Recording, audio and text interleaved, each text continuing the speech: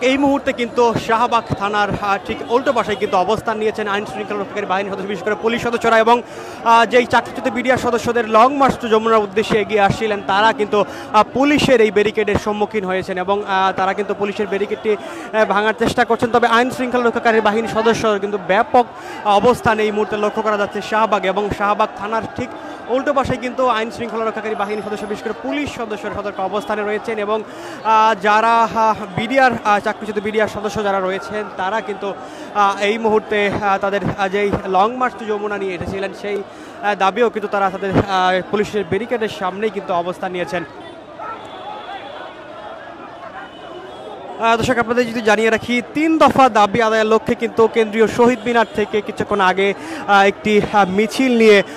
তারা কিন্তু এগিয়ে আসেন এবং ঢাকা বিশ্ববিদ্যালয়ের এলাকা পেরিয়ে তারা কিন্তু এই মুহূর্তে শাহবাগ অতিক্রম করে প্রধান উপদেষ্টা ডক্টর মোহাম্মদ ইউনূসের বাসভবনের দিকে যাওয়ার চেষ্টা করছেন। তবে পুলিশের ব্যারিকেড কিন্তু তারা এই মুহূর্তে সম্মুখীন হয়েছেন এবং তারা তাদের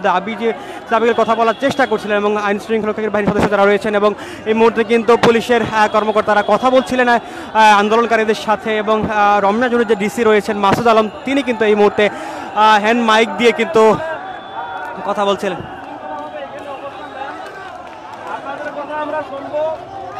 আপনাদের কথা আমরা ধৈর্য সহকারে শুনতেছি, আপনারা একটু থাকেন এখানে, আমরা শুনে যেটা ভালো হয় সেটা করবো আমরা, ঠিক আছে?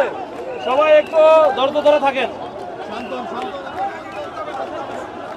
এই মুহূর্তে কিন্তু রমনা জোনের যে ডিসি মাসুদ আলম কিন্তু মাইক্রোফোন হ্যান্ড মাইক কিন্তু বললেন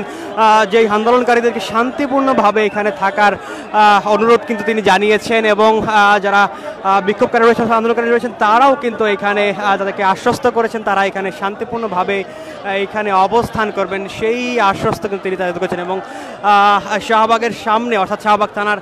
ঠিক উল্টো পাশেই যেখানে পুলিশের ব্যারিকেড প্রদান করা হয়েছে ব্যারিকেডের সামনে কিন্তু আন্দোলনকারীরা অবস্থান নিয়েছেন, এবং পুলিশ যেমনটি বলছিলেন তাদেরকে তারা যেন এখানে শান্তিপূর্ণভাবে অবস্থান করেন।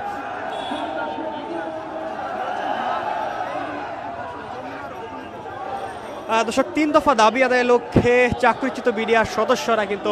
প্রধান উপদেষ্টা ডক্টর মোহাম্মদ ইউনূসের বাসভবন যমুনা অভিমুখে যাওয়ার চেষ্টা করছেন, এবং তাদের এই যেই লং মার্চ টু যমুনা সেটি কিন্তু পুলিশের ব্যারিকেডের কারণে বাধাগ্রস্ত হয়েছে। এই মুহূর্তে শাহবাগ থানার উল্টো পাশে কিন্তু তাদের এই অবস্থান লক্ষ্য করা যাচ্ছে, এবং তারা যে বিষয়টি বলছিলেন তারা শান্তিপূর্ণভাবে তাদের এই যে দাবিগুলোর সমাধান চান, এবং এই সময়টিতে কিন্তু আইন শৃঙ্খলা রক্ষাকারী বাহিনীর সদস্যদের বিশেষ করে পুলিশ সদস্যরা কিন্তু এখানে শক্ত অবস্থান নিয়েছেন, এবং তাদের হাতে কিন্তু পর্যাপ্ত পরিমাণে হেলমেট এবং লাঠি সহ কিন্তু তারা এখানেই অবস্থান নিয়েছেন, এবং তাদের অর্থাৎ যে আন্দোলনকারী রয়েছেন তারা কিন্তু ব্যারিকেডের অপর পাশে সেখানে কিন্তু রমনা জোনের যে ডিসি মাসুদ আলম কিন্তু হ্যান্ড মাইক দিয়ে কিছুক্ষণ আগেই আন্দোলনকারীদের উদ্দেশ্যে জানিয়েছেন তারা যেন এখানে শান্তিপূর্ণভাবে অবস্থান নেন, এবং শান্তিপূর্ণভাবে অবস্থান নেওয়ার পর তাদের দাবিটি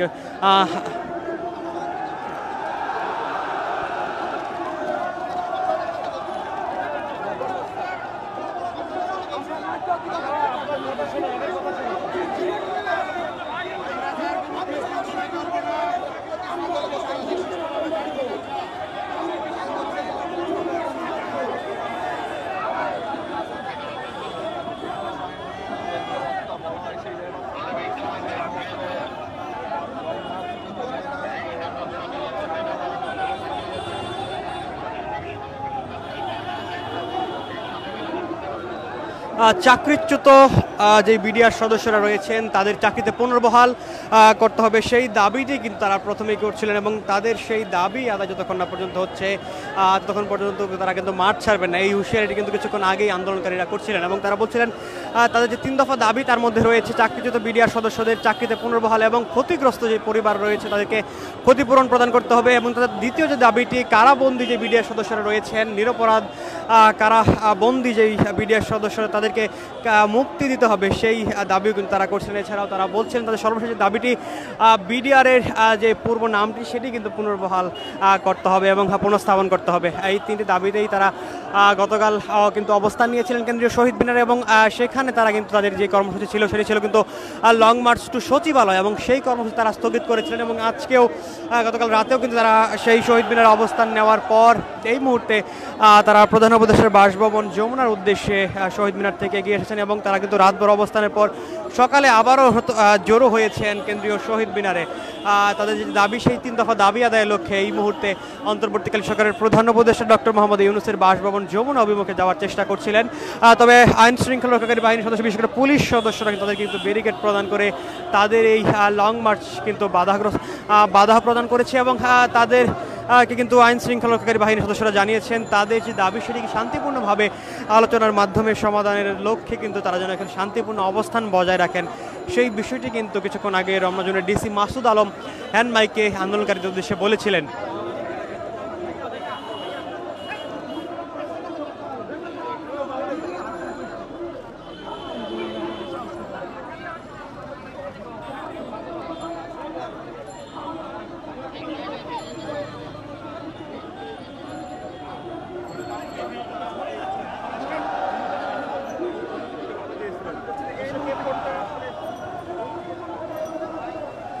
দর্শক, আপনাদের যদি আইন শৃঙ্খলা রক্ষাকারী বাহিনীর সদস্যদের অবস্থান দেখানোর চেষ্টা করি, এই মুহূর্তে কিন্তু ব্যারিকেড প্রদান করে আইন শৃঙ্খলা রক্ষাকারী বাহিনীর সদস্যরা কয়েক ধাপে অবস্থান নিয়েছেন। এছাড়া কিন্তু পিছনে রয়েছে নারী পুলিশ সদস্যরা। এছাড়াও কিন্তু পুলিশের যে জল কামানটি সেটি কিন্তু পিছনে প্রস্তুত রাখা হয়েছে কোনো ধরনের অপ্রীতিকর ঘটনা এবং ব্যারিকেড ভেঙে যদি ভেতরে প্রবেশ করার চেষ্টা করে আন্দোলনকারীরা, সেক্ষেত্রে কিন্তু সেই জল কামানটিও প্রস্তুত রয়েছে এই মুহূর্তে শাহবাগে।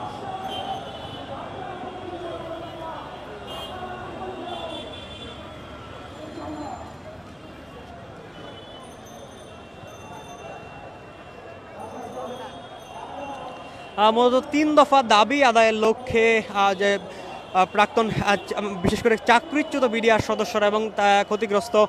পিলখানা হত্যাকাণ্ডের যে ঘটনাটি ঘটেছিল, সেই ঘটনায় ক্ষতিগ্রস্ত পরিবারের সদস্য এবং তাদের পরিবারের সদস্যরা কিন্তু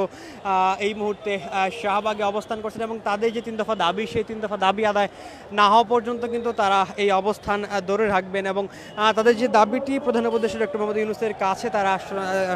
বলতে চান, এবং তারা আরও একটি বিষয় বলছিলেন, গত 5ই আগস্টের পর থেকে কিন্তু তারা ধারাবাহিকভাবে বিভিন্ন সময়ে তাদের এই আন্দোলন চালিয়ে এসেছেন। তবে বারবার শুধু আশ্বস্তই করা হয়েছে, তবে দাবি আদায় হয়নি। তবে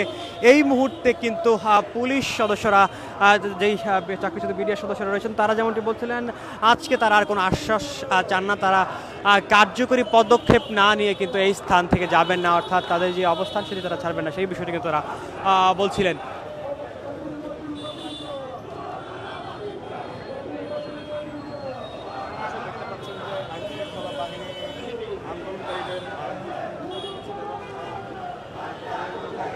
এই মুহূর্তে কিন্তু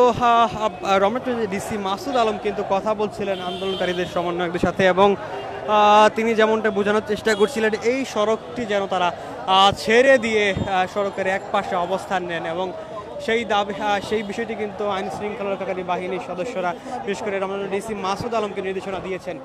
এবং এই মুহূর্তে কিন্তু জল কামানটি এইখান থেকে সরিয়ে এখানে আন্দোলনকারীদের জন্য জায়গা করে দেওয়ার ব্যবস্থা করা হচ্ছে।